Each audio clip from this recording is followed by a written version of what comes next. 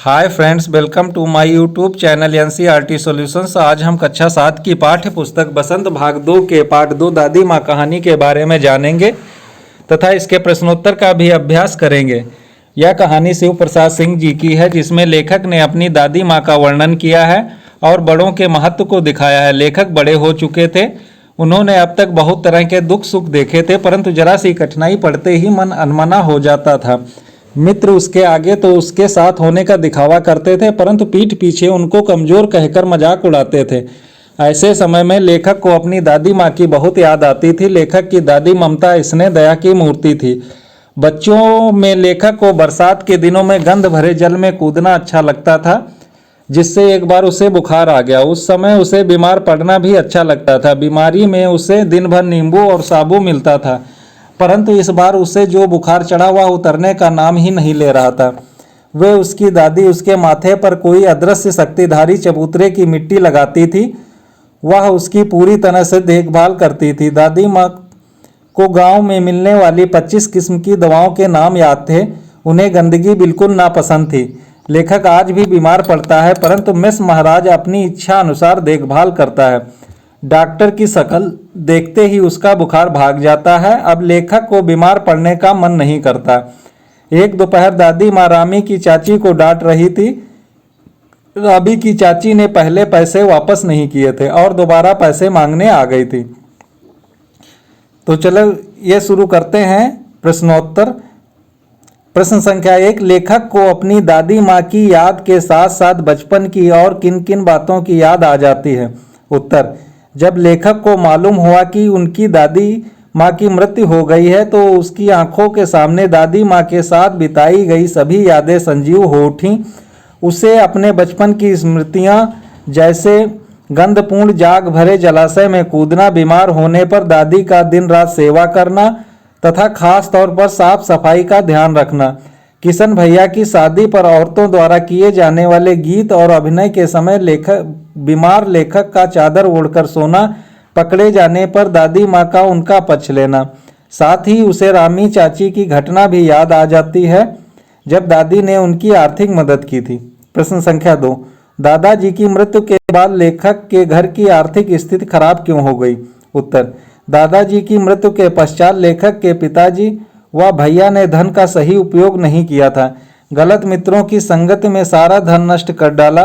दादाजी के श्राद्ध पर भी दादी माँ के मना करने पर लेखक के पिताजी ने अपार संपत्ति व्यय की। फलस्वरूप उनके घर की आर्थिक स्थिति और बिगड़ गई। प्रश्न संख्या 3, दादी माँ के स्वभाव का कौन सा पक्ष आपको सबसे अच्छा लगता है और क्यों। दादी माँ का सेवा, संरक्षण, परोपकारी व सरल स्वभाव हमें सबसे अच्छा लगता है।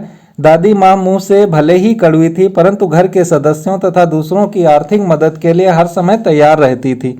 आवश्यकता के समय दादाजी के अंतिम निशानी सोने के कंगन देकर घर वालों की मदद की।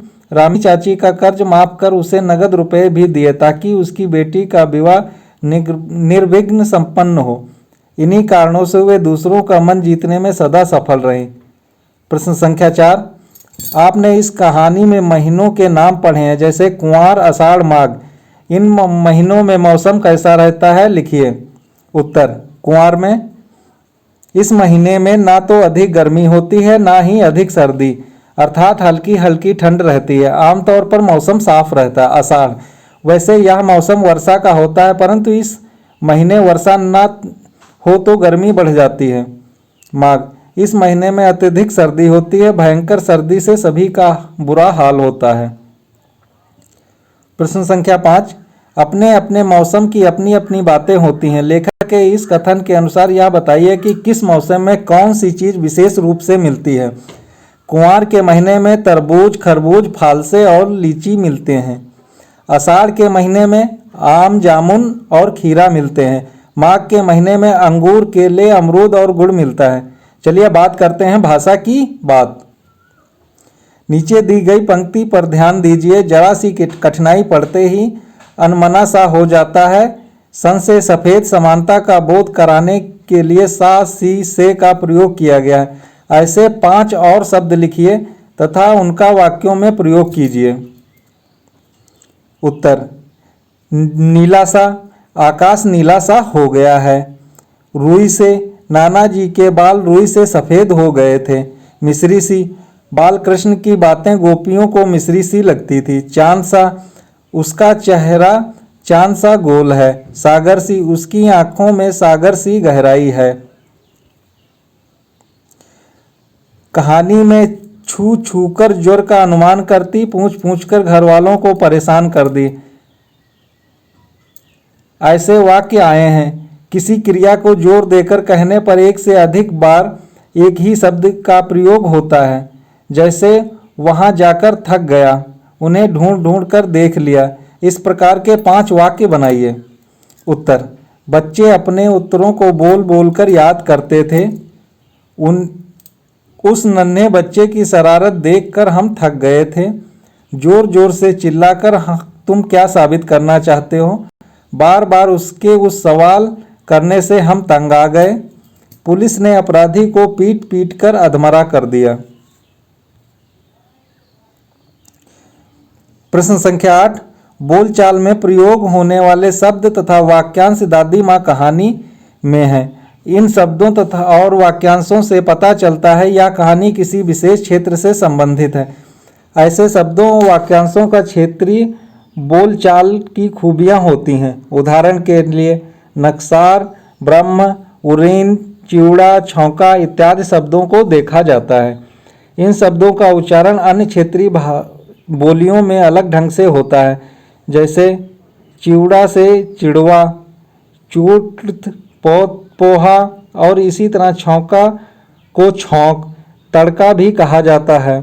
निक्सार, उरीन, ब्रह्मा शब्द क्रमशः निकास, उत्तीर्ण और ब्रह्मा शब्द का क्षेत्रीय रूप हैं। इस प्रकार 10 शब्दों को बोलचाल में उपयोग होने वाली भाषा बोली में एकत्र कीजिए और कक्षा में लिखकर दिखाइए। उत्तर: काहे, बंदा, कृपा, कारपोर्जन, लक्ष्मण, आपा, भनक, घना, बटेऊ आदि।